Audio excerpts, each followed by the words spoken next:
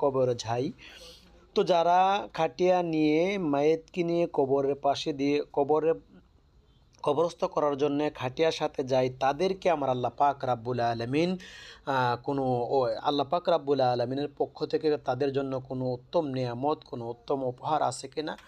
মাশাআল্লাহ, আলহামদুলিল্লাহ, আমার ভাইজান আমাকে অত্যন্ত গুরুত্বপূর্ণ এবং সুন্দর একটি প্রশ্ন করেছে। আমি এই প্রশ্ন প্রসঙ্গে আপনাদেরকে গুরুত্বপূর্ণ একটি তথ্য দিব। আশা করি আপনারা সকলেই মনোযোগ সহকারে শুনবেন। পৃথিবীতে দুই প্রকার মানুষ রয়েছে। এক প্রকার মানুষ হুব্বুদ দুনিয়ার জন্য ব্যস্ত হয়ে গেছে, নিজেকে গুম করে ফেলেছে দুনিয়ার ভালোবাসায়।